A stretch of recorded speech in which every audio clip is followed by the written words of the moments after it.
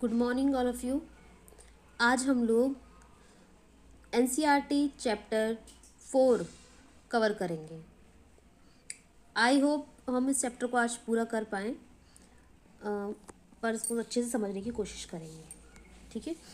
लोकतांत्रिक सरकार के मुख्य तत्व, ये चैप्टर आज हमारा स्टार्ट हो रहा है। लोकतांत्रिक सरकार के मुख्य तत्व क्या होते हैं?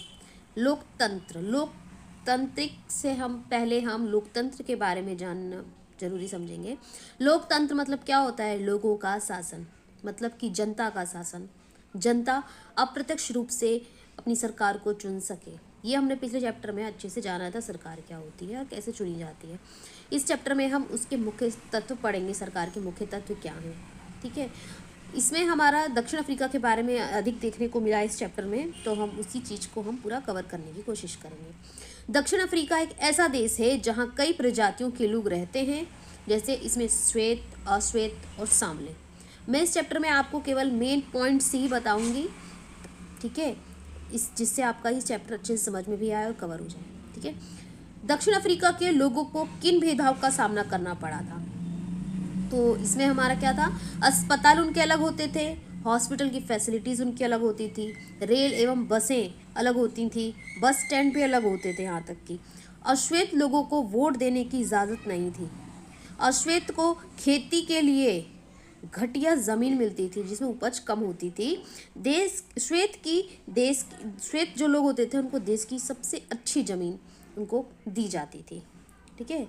दक्षिणी पश्चिमी हिस्से में एक शहर था जिसका नाम था सोवेटो, जहाँ सिर्फ अश्वेत लोग ही रहते थे। श्वेत लोग अफ्रीकांस भाषा बोलते थे। अफ्रीकी राष्ट्रीय कांग्रेस और उनके जाने माने नेता नेल्सन मंडेला ने रंग भेद के खिलाफ बहुत लंबे समय तक संघर्ष किया था। जिस तरह से गांधी जी ने भारत के लोगों के लिए किया था, वैसे ही अफ्रीका के लिए वहाँ के नेल्सन मंडेला थे, उन्होंने अपना योगदान दिया था। ठीक है। जिससे 1994 में 1994 में सफलता मिली और दक्षिण अफ्रीका एक लोकतांत्रिक देश बन गया। ठीक है। नियमित चुनाव एवरी 5 ईयर इन इंडिया जैसे होता है, होने से लोगों का सरकार पर नियंत्रण बना रहता है, क्योंकि हम एक ही सरकार लगातार शासन नहीं कर सकती, उनकी लिमिट कर दी है, 5 साल में एक बार उनको चुना जाएगा। तो जनता को हर 5 साल में मौका दिया जाता है अपनी सरकार को चुनने के लिए। ठीक है। लोग सरकार के कार्यों में रुचि लेकर और उसकी आलोचना करके भी अपनी भागीदारी निभा सकते हैं, यानी कि अपनी वोटिंग के थ्रू वो ये दिखा सकते हैं कि वो किसके साथ हैं, किसके साथ नहीं है। ठीक है। और भी तरीके हैं जिसके द्वारा लोग जो हैं वो अपनी राय व्यक्त कर सकते हैं, जैसे धरने देके, जुलूस, हड़ताल, हस्ताक्षर अभियान चला करके अपनी राय व्यक्त कर सकते हैं। अखबार, पत्रिकाएं, टेलीविज़न पर चर्चा करके, आंदोलन करके।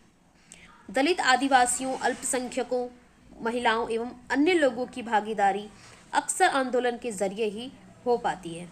ठीक है। विवादों व समस्याओं के समाधान के लिए कई बार हिंसा का प्रयोग भी किया जाता है, जिसमें कि लड़ाई झगड़े मारधाड़ भी होते हैं। विवाद तब उभरता है जब विभिन्न संस्कृतियों, धर्मों, क्षेत्रों और आर्थिक पृष्ठभूमियों के लोग एक दूसरे के साथ तालमेल नहीं बिठा पाते हैं।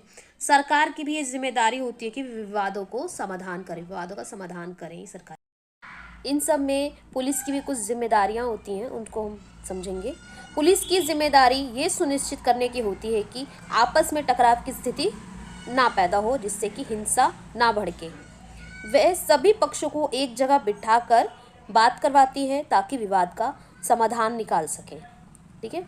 इसके अलावा इस चैप्टर में हम देखेंगे कि कर्नाटक और तमिलनाडु के बीच भी कावेरी नदी के पानी को लेकर विवाद है। ठीक है। कर्नाटक में कृष्णा राजा सागर बांध है और तमिलनाडु में मैटूर बांध को लेकर के है। दोनों में पानी कहाँ का जाता है? कावेरी नदी से ही जो है ये आती हैं, ये इसका पानी जो आता है कावेरी नदी से ही आता है। ठीक है। इसमें और है हमारा न्याय एवं समानता को एक दूसरे से अलग नहीं किया जाना चाहिए। ठीक है।